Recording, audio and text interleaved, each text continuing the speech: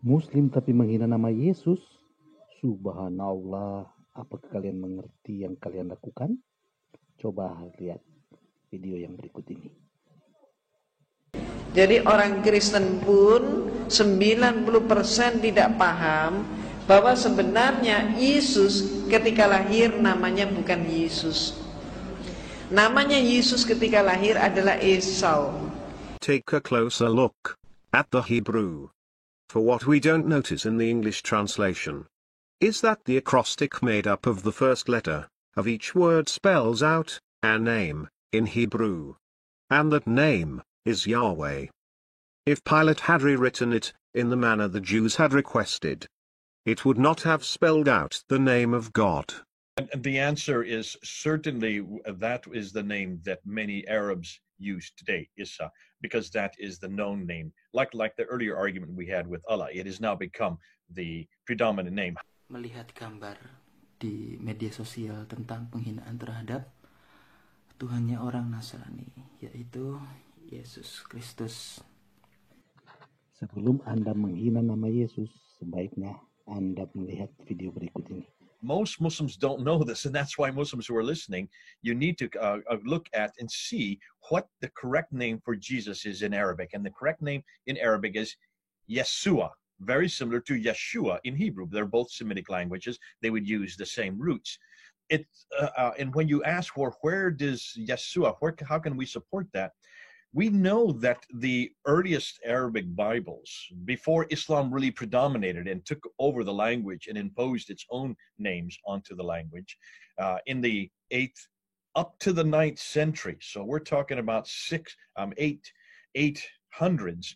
In 868, a new document was found in St. Catherine's Monastery in the Sinai Peninsula, the same place that the Sinaiticus was found, also another Codex Sinaiticus 151, it's termed. The Codex Sinaiticus 151, and there it is the earliest we know of any translation of the Bible into Arabic. Now that's the late 9th century. And the name for Jesus in the Codex Sinaiticus 151 is Yeshua. Remember, As you would expect. As you would expect, but here, no, this is the irony. The Quran, according to every Muslim, was created in the 7th century. We know it was probably created in the 8th century. So this is the 9th century, the late 9th century, a Bible in Arabic that uses Yeshua for Jesus, proving that the early Christian Arabs always knew Jesus as Yeshua. And Ini adalah contoh Alkitab bahasa Arab. Islam that took Isa and introduced Isa into the Quran. That's the first time we see Isa. We can't find Isa anywhere prior to the Quran, which suggests to me that they have taken the Syriac name for Jesus, Iesu, from which all these stories of Jesus have been taken. They've not only borrowed the stories, they borrowed the name and put it into Arabic, because Iesu then becomes Isa in Arabic. That then, by virtue of controlling all those lands and those areas, they then impose Isa onto all the language, so that even now today, in the 21st century, Arabs now use the word Isa, which is unfortunate. They need to go back to Yeshua. And so do Muslims go back to Yeshua. Do you suppose that a potential explanation for this translation of his name is because Muhammad was primarily listening to things? He's known in the Quran or the Hadith as being a big listener. Do you suppose that he heard the name and mistranscribed it or misheard it, or like, do you see my point? Like, if he's just hearing... Absolutely. You've got it, Kay. You've got it. That's exactly what happened. I don't believe it was Muhammad, by the way. I believe it was much later. Sorry, when I say Muhammad, whoever wrote those stories, remember, once Abdul Malik introduces the Prophet himself, Muhammad, on the coins and on the Dome of the Rock and on the Caliphal protocols, he then has to have a book. Every prophet has to have a book. That's why they had to borrow quickly. And they borrowed from life, left, and center. And who did they borrow from? They borrowed all the Old Testament stories from the Jewish apocryphal accounts, the Talmud and the Mishnahs. Then they went to the Christians and borrowed all the Christian stories from Christian heretical sources. And almost every one of those Christian heretical sources were Gnostic sources who were writing in Syriac. And they borrowed these... Oh, jadi ceritanya copy paste ya. stories. That's why if you look at the stories of Jesus in the Quran, they are not stories you and I recognize. I don't recall Jesus speaking from the cradle. I don't know anywhere where Jesus made some clay, blew on them, and they flew up into the air. I don't know. That's nowhere in our Bible. It's all in these Gnostic accounts. It's all in these Syriac Gnostic accounts. And in those accounts, the name for Jesus is Yesu, which then put into Arabic becomes Isa. So it comes out of borrowed material. It's a borrowed name. It's the wrong name. We do not look at the Syriac accounts as authoritative. They are nothing more than bedtime stories, just like the Hebrew, or you might say the Jewish Talmudic accounts, are nothing more than bedtime stories. Shame on those who put the Quran together, but then they had no other choice. Because remember, the Bible, both the Old and New Testament, had not been translated into Arabic until the late 9th century. The Sinaiticus 151 was the first one that translated into Arabic, and that's why they didn't have access to the authoritative word. They didn't have access to the Bible. If only they had come back to the Bible in whatever language and read it, they would have got the right name. They would have got the right person, and they would have got the right God. And I think that's why God in his wisdom purposely wanted it to be a fraud. He wanted to make sure his name was a fraud. He wanted to make sure the name of God, the name for God, was a fraud, so that anybody looking at these two books would know which is the real one and which is the fraud. This is the real, this is the fraud. They've got the wrong God in this book. We've got the right name for God. Allah in this book, Yahweh in this book. They got the wrong name for Jesus. Here they call it Isa. We call it Yeshua. Get the right name, you get the right God. Get the right God, you get the right message. Get the right message, you can come on home.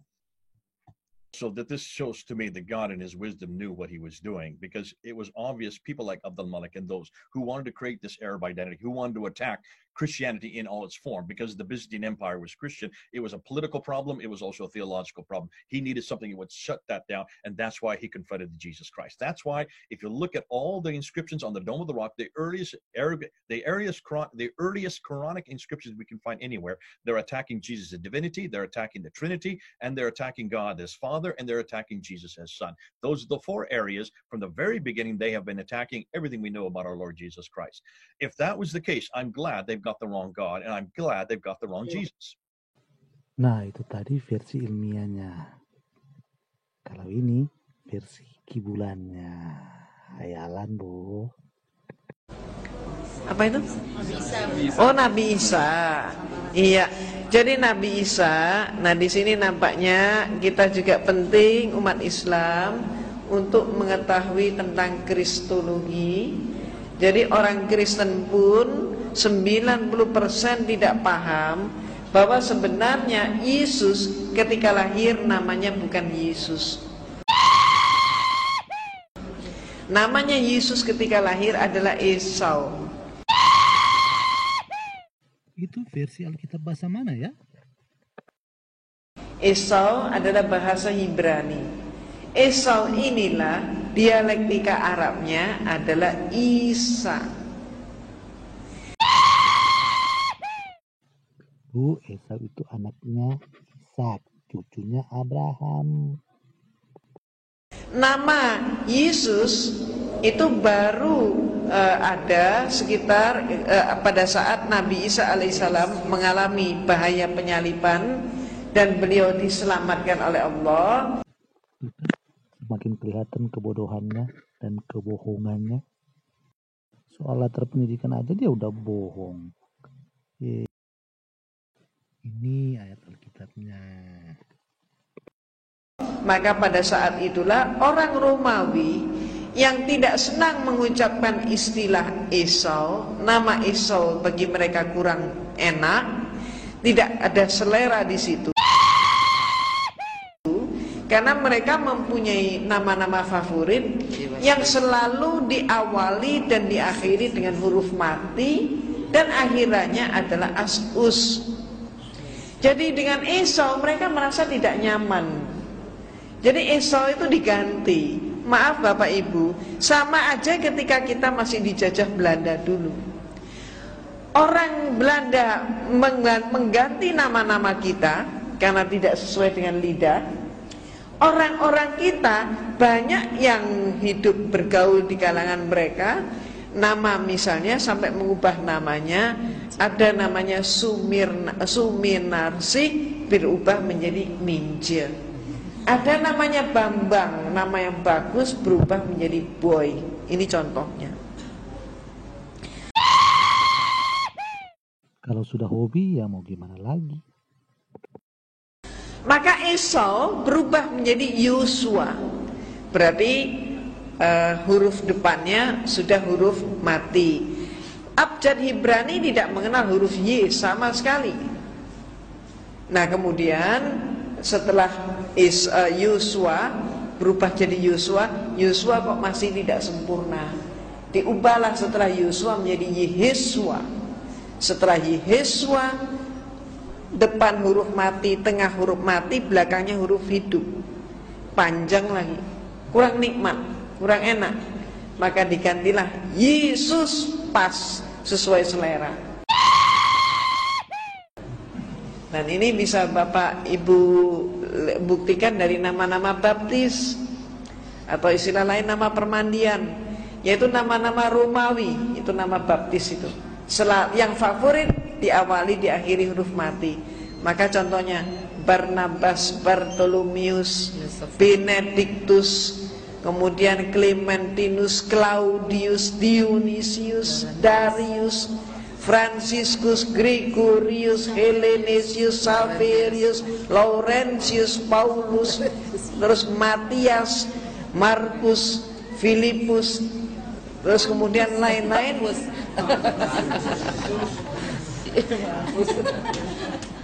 Stefanus sampai dengan huruf Z, Zebedius, itu ceritanya. Jadi lain yang disebut Nabi Isa atau Yesus lain dengan Yudas, lain sama sekali. Ya. Dan ini membutuhkan pemahaman yang lebih lanjut, tapi itu jelas lain.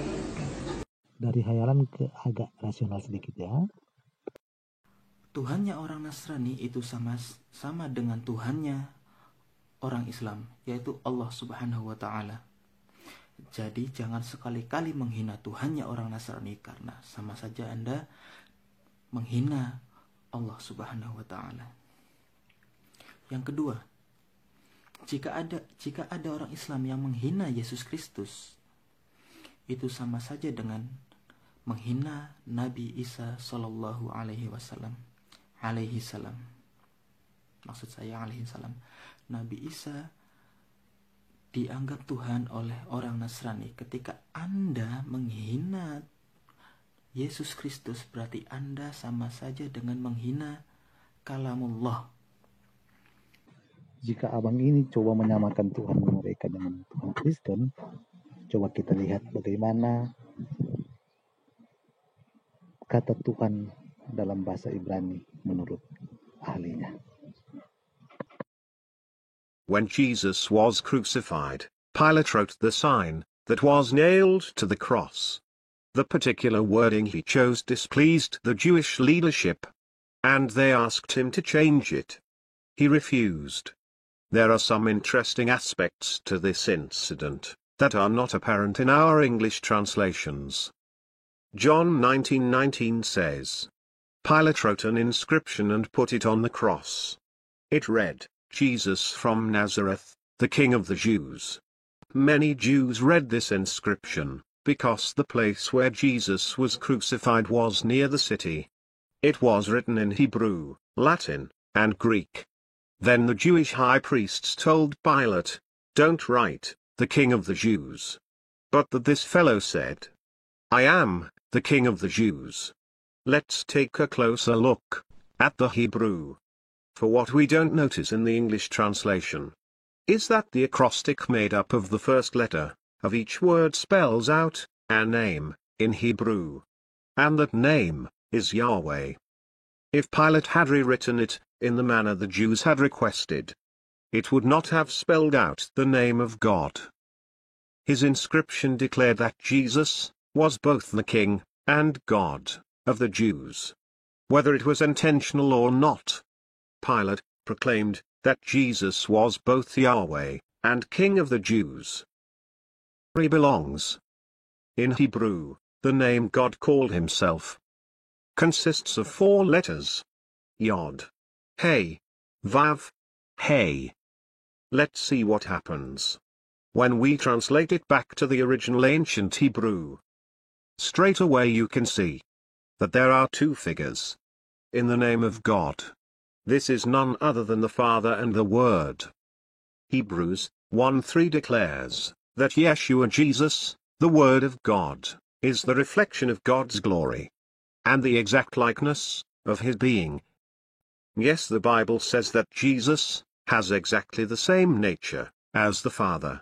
This is why we see two figures in the name Yahweh. For both these beings have the same nature, and both are the same God, Yahweh. This is why Jesus was sharing the Father's glory before the world existed. There is something else quite astounding in the name of Yahweh. In ancient Hebrew, the letter Yod is depicted as a hand, or an arm. The Hey is depicted as a human figure with raised hands, meaning behold. The Vav is the nail. And the final Hey is again the human figure, meaning behold. Thus, it reads: hand, behold. Nail, behold. Yes, my friend, God's Hebrew name points to the nails in the hands of Yeshua Jesus. For Yeshua raised his hands, just as the name of Yahweh portrays. And the nails were driven through those raised hands. My friends, to be saved, we have to behold the hand of God, and behold the nails of crucifixion in the raised hands of God. Seseorang dapat dipanggil dengan beberapa nama dan sebutan. Contoh, orang-orang dapat memanggil Bapak Presiden kita dengan nama Joko, Jokowi, Joko Widodo, Pak, Tuan, Mister, Mas, Bang, bahkan dengan panggilan hinaan lainnya dari lawan politiknya. Namun demikian tidak akan menggugurkan gelarnya sebagai Presiden Indonesia. Demikian jugalah dengan Tuhan. Manusia dapat memanggilnya dengan beberapa nama sebutan menurut bahasa mereka masing-masing, tetapi tidak akan menggugurkan bahwa Yesus Kristus adalah Tuhan.